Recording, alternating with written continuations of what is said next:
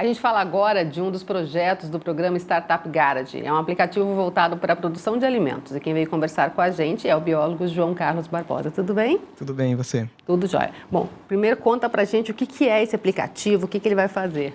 Sim, o aplicativo ele surgiu de uma iniciativa visando conectar produtores de alimentos, de um contexto geral, principalmente alimentos frescos, com os seus consumidores em micro-regiões. Então, quem produz alimentos em Maringá terá a possibilidade de adquirir alimentos de quem produz na nossa região.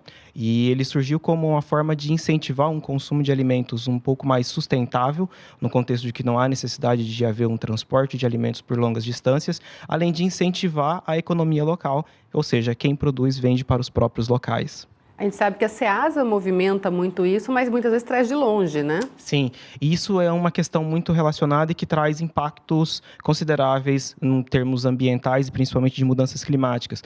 Pois imagine só um veículo que se desloca por cerca de 2.000 quilômetros para trazer frutas e verduras, principalmente frutas que são produzidas no Nordeste, até a nossa região. Os Ceasas, eles continuarão sendo fundamentais no longo prazo, principalmente porque a nossa região ela não tem uma aptidão para produzir alimentos em quantidade, principalmente em certas diversidades. Então, por exemplo, imagine frutas específicas. Essas frutas, elas possuem a necessidade de ser produzidas em tais climas. E esses são fundamentais para chegar até nós.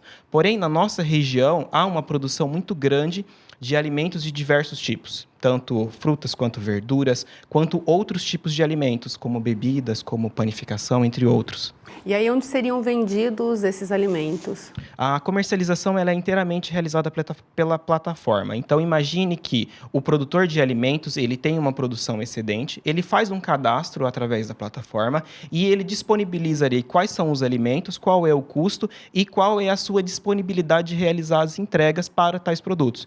Então, o produtor ele irá realizar a entrega a domicílio nos locais de quem está adquirindo, seja eles bares, restaurantes ou consumidores finais como nós. Ah, tem essa proposta de entregar direto na casa do consumidor final. Exatamente, porque assim a gente consegue trazer a comodidade. Então, trabalhamos em ritmos acelerados, temos demandas constantes e realizamos a compra, a aquisição pelo aplicativo e naquele horário determinado você acaba recebendo seus produtos na comodidade do seu lar. Produto com uma qualidade que é garantida por determinado produtor rural e pela entrega que é garantida pela plataforma, no caso. Além das verduras, o que a gente tem aqui de frutas e outros produtos que podem ser bastante interessantes, principalmente agora para a gente, para o consumidor final?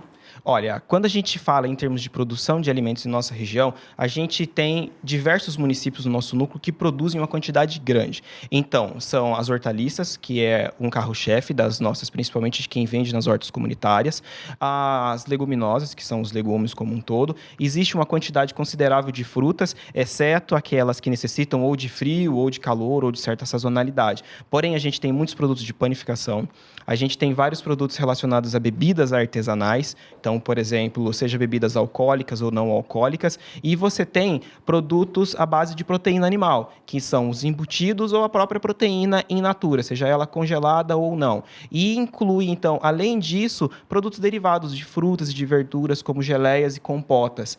E os produtos lácteos. Então, os laticínios, eles também contribuem com essa cadeia de alimento para satisfazer a nossa demanda diária.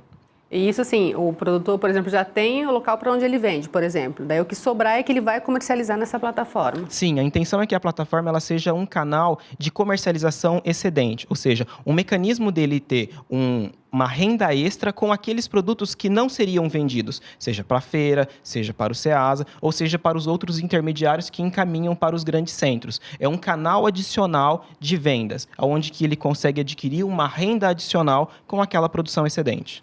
A gente tem aí dados dizendo que o Brasil joga muito alimento no lixo, né? Seria uma forma de tentar aos pouquinhos ir modificando isso? Exatamente. O desperdício de alimento, ele começa na produção, porque uma parte dos produtos que são produzidos, eles acabam não sendo vendidos e acabam, então, ou virando alimentos para outros animais, que até então, um certo ponto é positivo, porém, muito dessa produção, ela acaba sendo perdida. No processo de transporte, a outra perda, no processo de aquisição, na nossa casa, casa e na nossa mesa.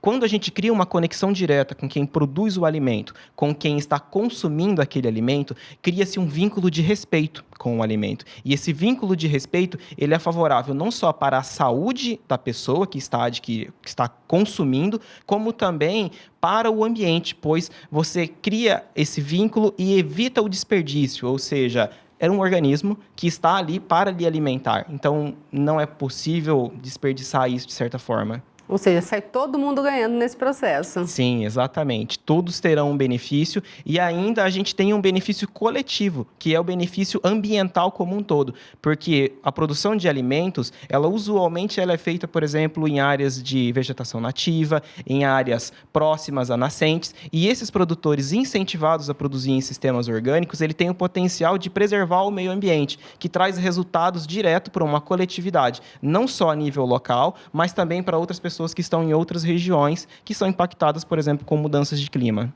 A ideia não é só trabalhar com quem produz orgânico, mas ter vamos colocar assim, um destaque para os que produzem produtos orgânicos. Exatamente. A gente visa incentivar a produção de alimentos orgânicos. Então, como que faremos isso?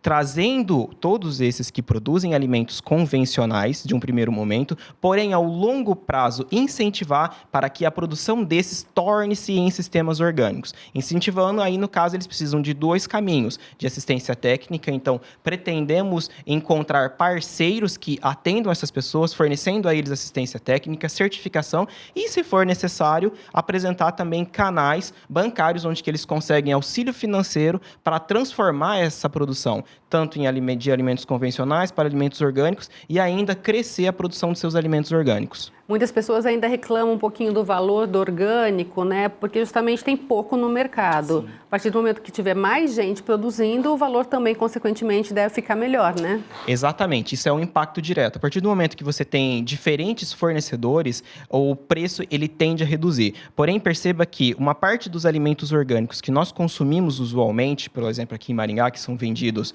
em alguns supermercados, que é um dos caminhos comuns, eles acabam vindo de outras regiões, como, por exemplo, Castro, Curitiba, dessas regiões. Então, você tem um custo de logística associado. A partir do momento que você produz e comercializa os alimentos a um nível regional, o custo de logística, ele torna-se zero. E o custo do alimento orgânico, ele é menor. Ele é similar àquele custo no qual você encontra na feirinha de alimentos orgânicos às quintas e aos domingos. Legal. E que fase que está o projeto? Quando é que o pessoal já vai poder ter acesso? Olha, o projeto ele está em fase de validação. Então, a gente está na fase quando a gente tem alguns clientes que já utilizam da plataforma e nós coletamos informações que são importantes para nós, como, por exemplo, as informações de suas recorrências, as suas dúvidas, os seus problemas, e a gente continua nessa fase de coleta de informações para desenvolver um produto final. A gente espera que esse produto final ele esteja disponível entre outubro e dezembro desse ano, ou seja, a partir do início do próximo ano, com certeza a plataforma ela já estará disponível para quem tiver interesse. Que legal, parabéns pelo projeto, ótima iniciativa e sucesso para vocês. Muito obrigado.